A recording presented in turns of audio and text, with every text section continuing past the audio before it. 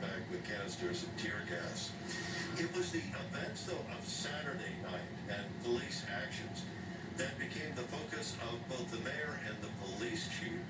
And they decided that there was at least one instance where police acted too strongly, and they have fired 2 police officers and then assigned to desk duty 3 others. They didn't waste any time on this.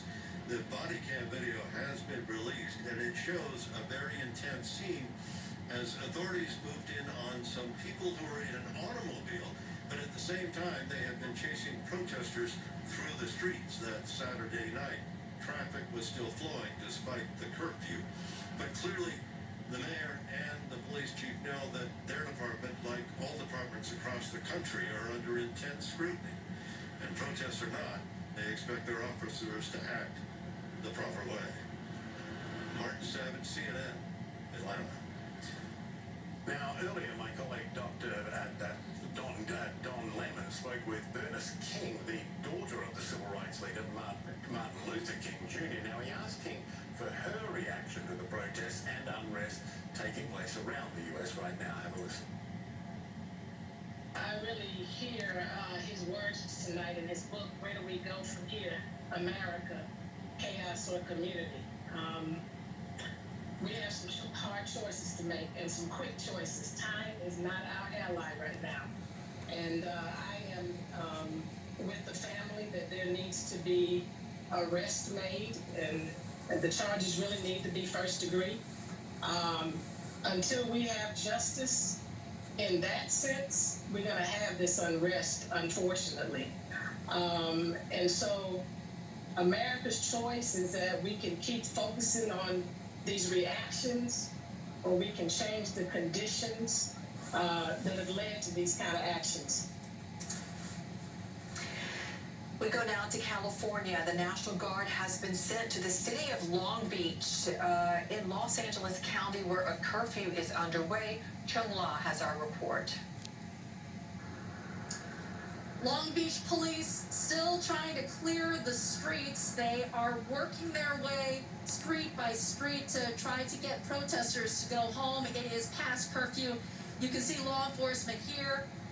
They have batons. We have seen them fire rubber bullets into protesters who were refusing to go home, even though the curfew had passed. Protesters, I should mention, who were largely peaceful from what we observed. But that was not the case, especially in Santa Monica. Earlier in the day in Santa Monica, we saw tense standoffs with the police, where protesters were throwing water bottles, glass, hunks of concrete at law enforcement. And then police had to use tear gas to break up the crowd, also firing rubber bullets. Also, in the commercial districts of Santa Monica, people were breaking the the storefronts of blocks upon blocks of businesses, walking out with stolen merchandise. But here in Long Beach, while there were some instances of looting, the protests were largely peaceful for hours, and as curfew fell, the marchers kept going. And listen to one woman about why she says she wanted to keep going. My family matter. My friends and fans matter. I got nephews. I got nieces. I got sisters. I got a mama. I got a daddy. I got friends. I got peers. I got all these people standing right here. They matter. Their lives matter. Nobody gives a about us. Okay? Unless we get violent. Y'all care about our being burned down? But what about when KKK burned our down? Where were y'all then? A lot of passion. Where were y'all complaining at then? Because they our whole nation up. They up generations of kids. So you can hear the passion. Grab more kids.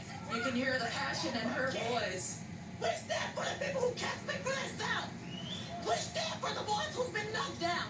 The ones who can't stand up no more because they don't have a voice anymore. We stand for peace.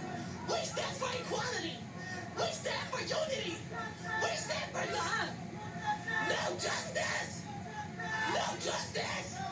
Shortly after we spoke to that woman, police did move in, stopped those marchers, and took some into custody. Chung La, CNN, Long Beach, California. Emotional stuff. We're going to take a break. When we come back, law enforcement.